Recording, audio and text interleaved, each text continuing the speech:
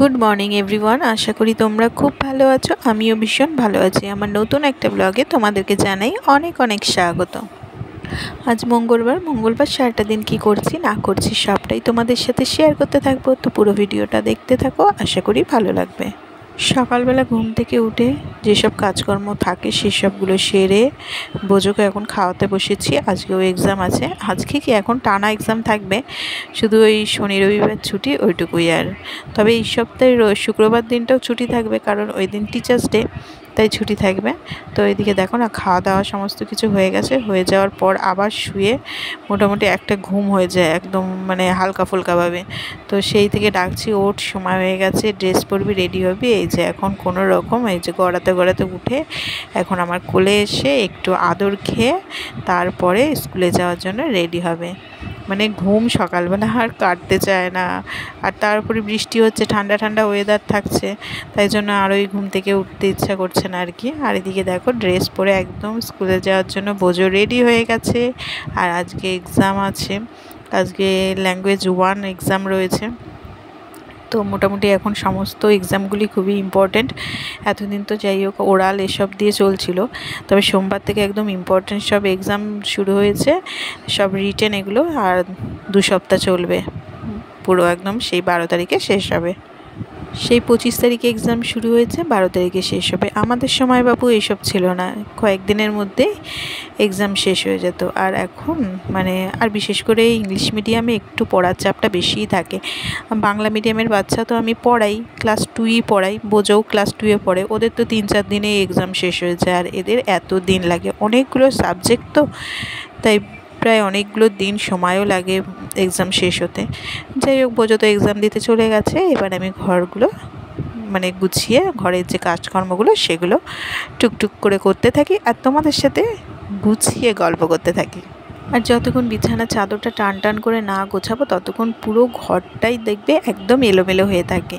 আর যেই বিছানার চাদরটা গোছানো হয়ে যায় টান টান করে, ব্যাস ঘরের লুকটাই যেন চেঞ্জ হয়ে যায়। মনে হয় সমস্ত জিনিসটা পরিপাটি করে গোছানো রয়েছে। সে যতই একটু এদিক ওদিক থাকুক না কেন, কিন্তু বিছানাটা দেখবে এলোমেলো, চাদর এলোমেলো হয়ে থাকলে, বালিশগুলো এদিক ওদিক হয়ে থাকলে পারে পুরো ঘরটাই যেন একদম মনে হয় এলোমেলো হয়ে রয়েছে, দেখতেও বড় বাজে লাগে।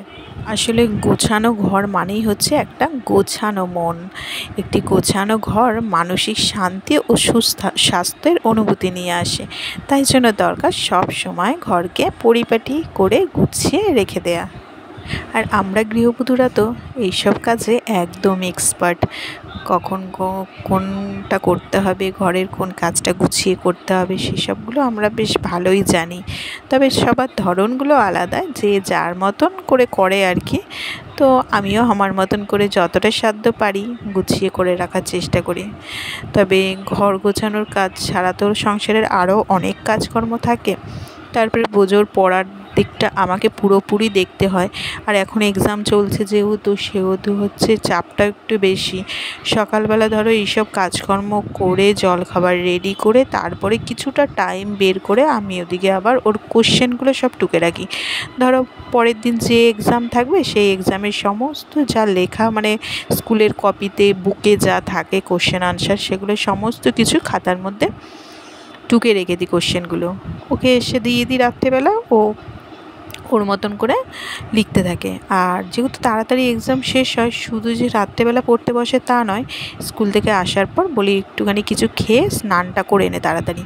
তো স্নানটা করিয়ে তারপরে ওকে বলি যে লেখাগুলো কমপ্লিট করতে থাক, যতটা সময় পায় আর কি। ওই লাঞ্চ করার আগে ততক্ষণে ও লেখাগুলো কিছুটা কমপ্লিট করে রাখে, আবার কিছুটা ধরো বাকি যেটা থাকলো বিকেলবেলা কমপ্লিট করলো, সেগুলো আবার আরেকবার করে রাতের দিকে একটুখানি রিভিশন দিয়ে নিলে পারে আমার অনেকটা শান্তি লাগে আর কি। আসলে ছোটো তো কী বলো তো, অনেক সময় না জানা জিনিসগুলোও যেন ভুল করে আসে, তাই জন্য না ভীষণ চিন্তা হয় কবে যে একটু বড় হবে, অন্তত নিজের এইসব ভুলগুলো নিজেই শুধরে নিতে পারবে, তখন আর আমার অতটা দায়িত্ব থাকবে না। মানে এখন যেন মানে ওর পড়াশোনার থেকে আমার পড়াশোনা বেশি চলছে। মানে 2012-তে তো পড়াশোনা শেষ হয়েই গেছে, MA কমপ্লিট হয়ে গেছিলো। তারপরে বেশ অনেকটা বছর পড়াশোনার থেকে দূরত্ব বজায় রাখার পর বোজোর যেই পড়াশোনা শুরু হয়েছে, তারপরে থেকে আমারও এক প্রকার পড়াশোনা শুরু হয়েছে বলতে পারো। তো দেখো এদিকে জামা কাপড়গুলো কেচে ছাদে চলে আসলাম। আর আজকের ওয়েদারটা জাস্ট দারুণ, কী সুন্দর যে হাওয়া দিচ্ছে, ছাদে এসে মনটা প্রায় ভরেই গেল। দেখো না কি ভালো লাগছে, মনে হচ্ছে বেশ খানিকক্ষণ যদি দাঁড়াতে পারতাম ভীষণ ভালো হতো। কিন্তু সকালে কি আর সেসবের উপায় আছে আমাদের গৃহবধূদের? সেসবের একদম উপায় নেই যে কোথাও মানে বসে দাঁড়িয়ে বা শুয়ে কাটানোর মতন। মানে ভীষণ ব্যস্ততার সাথে মানে সারাটা দিনই বলতে পারো কাটে, বিশেষ করে সকালটা তো ভীষণই কাটে ব্যস্ততার সাথে। আর বন্ধুরা, তোমরা আমার ভিডিও কে কোথা থেকে দেখছো অবশ্যই কমেন্ট করে জানিও। আর ভিডিও কেমন লাগছে একটা কমেন্ট করে যেও, তাহলে পরে ভিডিও করার মোটিভেশনটা আরও বেশি করে পাবো।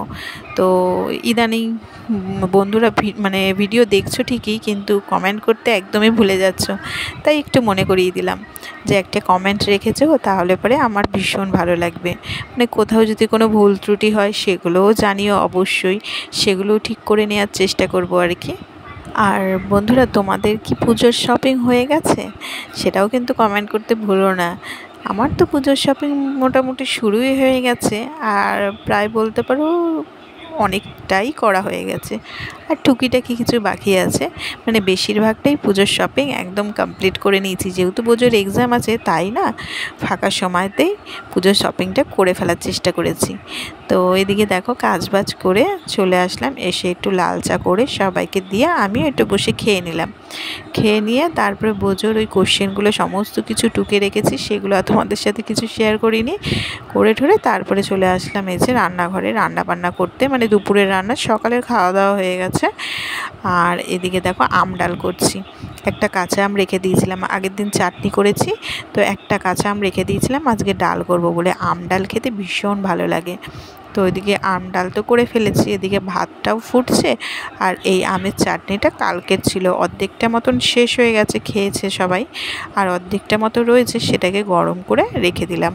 আর এদিকে বোঝোর দুধও দিয়ে গেছে, মানে খাওয়ার দুধ। ও তো সকালে আর এখন স্কুল যাওয়ার জন্য খেতে পারে না, তাই ওই বিকেলবেলা হরলিক্সের সাথে খাইয়ে দিই দুধটা, সেটাকে এই যে গরম করে রাখলাম। আর এদিকে দেখো বরমশাই আজকে বাজার থেকে মানে সেই পাঁচমিশালি গঙ্গার যে মাছগুলো থাকে না, সেইগুলো পেয়েছে বাজারে অনেক দিন পর, সেই নিয়ে এসছে। অনেক রকমের মাছ আছে এর মধ্যে, বাটা মাছ রয়েছে, পুঁটি মাছ রয়েছে, তারপরে হচ্ছে ভোলা মাছ রয়েছে ছোট ছোট, আরও ওই পাতলা পাতলা মানে একদম দেখতে ওই মাছগুলোর নাম আমি জানি না, ওইগুলো রয়েছে।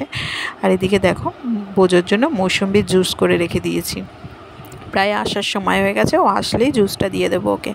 আর এদিকে কুমড়ো ফুল ধুয়ে রেখেছি, আর এর মধ্যে বেসন, এর বেসনের নিচে রয়েছে কালো জিরে, নুন হলুদ যা লাগে আর কি বেসন গোলাতে, তো সেটা তো সব রেডি করে রেখে দিয়েছি। এগুলো সব খাওয়ার সময় বেসনটা গুলে ব্যাস কুমড়ো ফুলের বড়াগুলো ভেজে নেব। ডালের সাথে কুমড়ো ফুলের বড়া আর আমের চাটনি রয়েছে, আর এদিকে এই যে পাঁচমিশালি মাছগুলো রয়েছে সেইগুলো একটা ঝাল করব। আর এই যে পাতলা পাতলা মাছগুলো রয়েছে এগুলো কিছুটা বড় বড় মানে ঝালের মধ্যে দেব, আর বাকিগুলো সব ভাজাই রেখে দেবো ডালের সাথে খাওয়ার জন্য। এই দেখো এখানে মাছ ভেজে রেখে দিয়েছি, এটা দিয়ে ঝাল করব সব মাছ দিয়ে। আর ওই যেগুলো ভাজছি সেইগুলো আর কিছুটা ওই রকম আছে, সেগুলো ভাজাই রেখে দেবো। আর এদিকে বোঝো স্কুল থেকে চলে এসছে, তো এখন এক্সাম কেমন দিয়েছে, কীরকম কী কোশ্চেন করেছে সেসব গল্প চলছে আর কি। আর তার মধ্যে আমি জুসটা নিয়ে হাজির হয়ে গেছি। আমি বললাম ঠিক আছে, ড্রেসটা আমি ছাড়িয়ে দেবো, ততক্ষণে তুই খেয়ে নে, আমি একটু হাতটা ফাঁকা হয়ে নিই, তারপরে ড্রেসটা ছাড়িয়ে দেবো। এখনও নিজে নিজে পারে না আর কি। তো এদিকে দেখো আমার মাছের ঝালটা একদম রেডি হয়ে গেছে, সর্ষে পোস্ত বাটা দিয়ে মাছের ঝাল করেছি। আর স্কুল থেকে আসার পর কত গল্প থাকে, কি করেছে না করেছে সেসব। আর আজকে স্কুল থেকে আসতে একটু দেরি হয়ে গেছে, আসলে ক্লাস থেকে বেরোতে দেরি হয়ে গেছে। তো ওর দাদু নাকি একটু ভয় পেয়ে গেছিলো, যেহেতু ক্লাস থেকে বেরোতে একটু দেরি হয়েছে। আসলে ওর দাদু আনতে গেছে, এখন একটু তাড়াতাড়ি ছুটি দিয়ে দিচ্ছে, তাই ওর বাবা আর যেতে পারছে না, দোকান তো বন্ধ হচ্ছে না তখন আমাদের, তাই জন্য দাদু গিয়ে নিয়ে আসছে। আর এদিকে দেখো একটা ডিমের পোচ করে দিয়েছি, সেটা খেয়ে স্নান করে এখন এই যে পড়তে বসে গেছে। আর ও এখন পড়ছে, আর আমারও স্নান হয়ে গেছে, আমি এখন পাশে বসে রয়েছি, সময় হলে পরে তারপরে খেতে দেবো। তো চলো আজকের মতো ভিডিওটা এখানেই শেষ করছি। যদি ভালো লেগে থাকে অবশ্যই লাইক শেয়ার অ্যান্ড সাবস্ক্রাইব করে দিও। ভিডিওটা কেমন লাগলো একটা কমেন্ট করে জানিও। তাহলে আবারও ফিরে আসছি নতুন কোনো ব্লগের সঙ্গে। ততক্ষণের জন্য টাটা, বাই বাই।